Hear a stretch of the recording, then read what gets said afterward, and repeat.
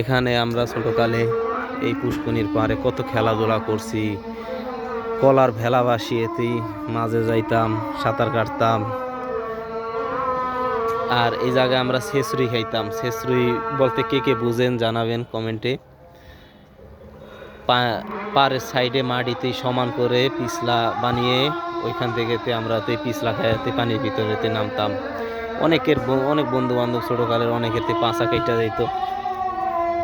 তো সেই স্মৃতিগুলা এগুলা এখানে আসলে মনে পড়ে শুধু। এখন সবই বদলে গেছে, এই বাগানটাও বদলে গেছে। আগে অনেক ঘন ছিল, এখন অনেক পাতলা হয়ে গেছে। এখন আর আগের মতো কিছুই নাই ভাইয়া।